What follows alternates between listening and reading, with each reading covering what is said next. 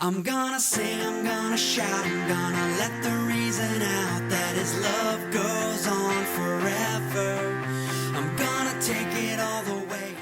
Hey, I'm Pastor Bill here with your Maple Minute for this Tuesday, March the 9th, 2021. Before we get into today's Maple Minute, can I just urge you to like us on Facebook, maybe share us out, and if you have any comments, we'd like to hear from you. Even questions, concerns, comments, anything you'd like to know, we'd like to connect with you, because that's what we're all about. If you're watching this on YouTube, unfortunately they won't allow us to post comments, but if you could just like us and subscribe to our channel so you don't miss any more of our updates or the Maple Minute or some of these services, we'd appreciate it. You know, we are in the study now of the book of Ecclesiastes, and in the book of Ecclesiastes, what we're doing is we're learning about how life is. That really is the whole idea. In fact, Solomon is investigating life because he wants to know, is there any meaning? Is there any worth to life? And unfortunately, Solomon has let his heart be led astray into false gods, false beliefs, and so he's looking at life without God. He's looking at it from more of a secular point of view a lot of times. He knows about God, but he hasn't really bought into God and all the influences, and that's the problem. And then today, as we get into chapter 9 of Ecclesiastes, Solomon deals with a subject most of us are scared to talk about, our own mortality. He's talking about the D word. That's the word death. And if you want to make somebody really uncomfortable, start talking about death. That really is something that just drives us crazy. Solomon, he's facing his own mortality when he writes this because he's an older man and he understands, like, it won't be long now. I'm not living forever. See, when we're young, we often have that mentality, that Superman mentality that I'm indestructible. Nothing can stop me. Solomon now, he's reached his end days and he realizes there's a time coming, and he's going to approach that subject as he moves on towards the end of Ecclesiastes. He tackles this subject head on, and he discusses two aspects we're going to talk about today, and then he's going to give us some advice that we're going to talk about on Thursday's Maple Minute. So this is more or less a two-parter. In discussing the D word, he starts off by talking about the reality of death. And that is something that terrifies every one of us. But it shouldn't. Solomon says in verses 1 and 2 of Ecclesiastes chapter 9, he says, But all this I laid to heart. He's talking about all the things he's experienced, all his view of life as we've come up through the first 8 chapters. He says, examining it all, how the righteous and the wise and their deeds are in the hand of God.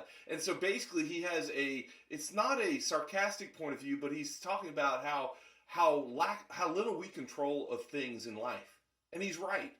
The elusive substance of control is one of those things that we all search for, but we don't have any. He says, whether it is love or hate, man does not know. Both are before him. It is the same for all, since the same event, and that event that he's talking about is death, the end of life. He says, the same event happens to the righteous and the wicked, to the good and the evil, to the clean and the unclean, to him who sacrifices and him who does not sacrifice. As the good one is, so is the sinner, and he who swears is he who shuns an oath. He just gives you a bunch of these contrasts of different people and their opposites, and what he's saying is this event of death, it happens to everybody. You can't stop it. You can't control it. You can't predict it. You don't know when, and even if you live a good life or you live a horrible life, it's going to happen to you. That's what he's telling you. Even if we're the one who sacrifices, or that would be their term for worshiping God, or doesn't sacrifice, I don't believe in God, it's still going to happen to you. Everyone dies. You know, every human being lives out a death sentence. That's the truth, and we don't like to talk about it. But the important part of this is to understand what matters. What matters is what we do with the lives out part of this life, because we do live out a death sentence. That the day you were born was the day you began to die, and we don't think of it that way, but what we want to be is not morbid, but understand there's a point to it. We're supposed to live it out. In fact, the author of Hebrews, he wrote this verse that so often we quote in church, but he said, and just as it is appointed for man to die once, and after that comes the judgment. Two really important things we need to understand that Solomon knew, and yet he didn't know he's focused on. was, first of all, we're all going to die. Unless Jesus Christ returns before you die, we're all going to die. And that's the truth. And we don't have to be scared of it. It's something that, as the author of Hebrews says, that we're appointed to. We're appointed to die. Our bodies are not made to live forever. And most of us, as we get older, we understand that with all the aches, pains, and problems we face. But there's another aspect that we should realize when we're talking about the reality of death, that we weren't just created to die, that after death, there comes a judgment.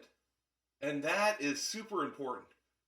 You know, it's amazing when you look through religions of the world, most religions in the world have some kind of judgment coming up, whether it's a weighing in of things or not.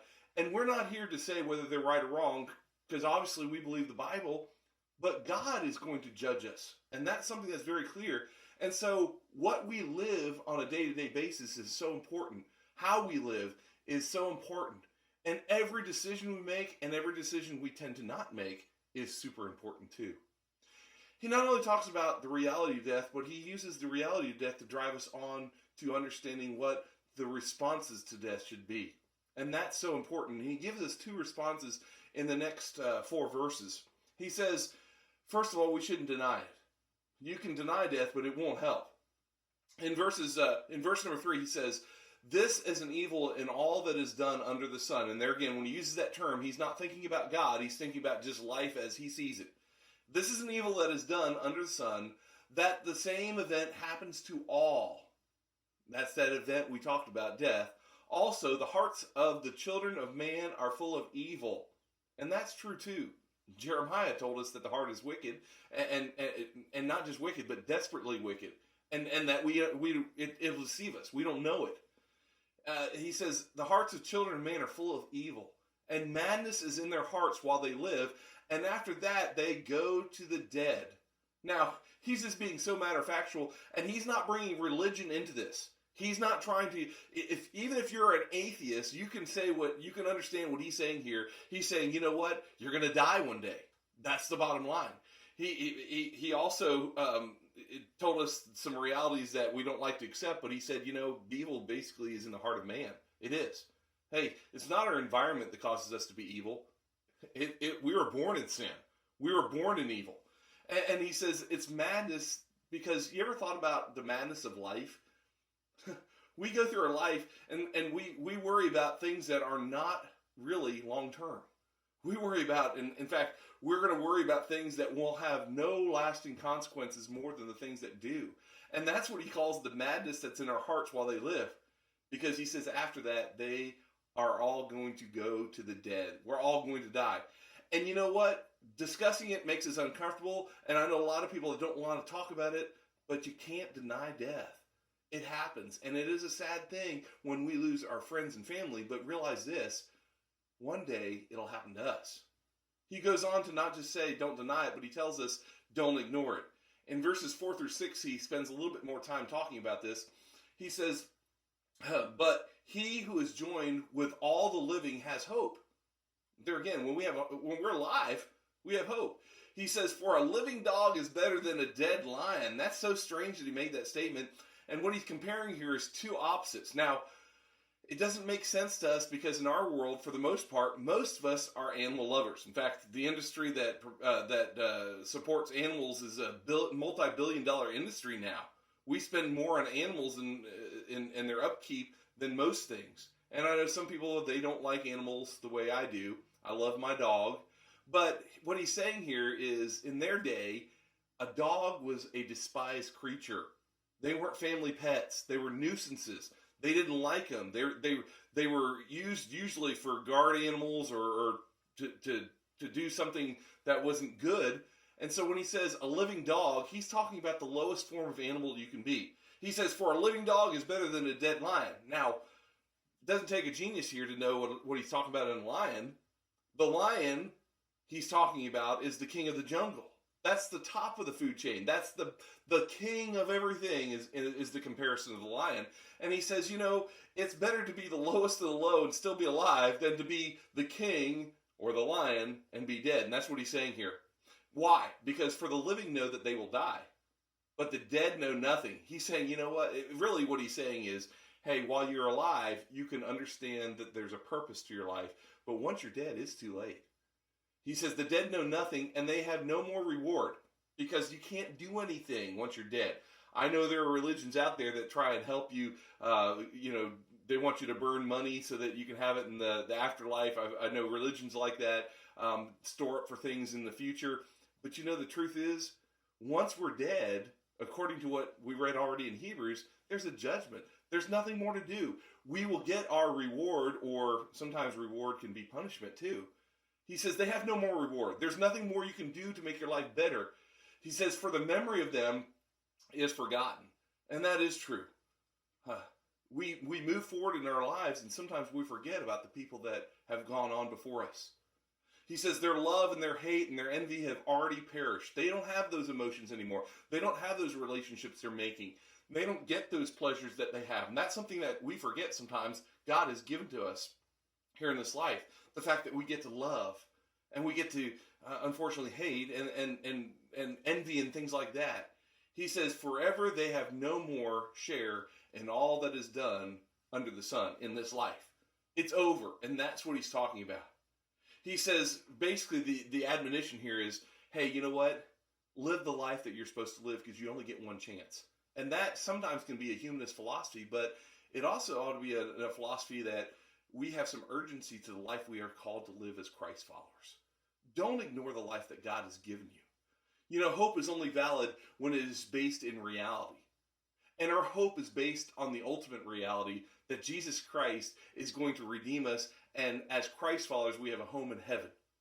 See, we are citizens of a far better country, the country of heaven. We're ambassadors for the kingdom of God. And so while we're here, we're supposed to be the best representatives of that kingdom and do what we talked about on Sunday. Live generously and lovingly towards the world. Leave that legacy that Jesus gave us. But on the other hand, we also need to live with a view towards the future that, yes, we can't deny that we're going to die, but we need to live as if we're storing up for a future. Because we only get one shot at this life, and it would be a shame to enter into eternity having forgotten what was really important. The important things are the things of God. So as you move forward in your week, hey, let's practice what we talked about on Sunday. Let's learn to be the most generous people in love, in giving to other people. Let's make a difference in this world that sometimes we get so discouraged about. And let's practice what Jesus did by giving our complete selves while we have the chance to love people like God loves people. So until next time, thanks for tuning in to the Maple Minute.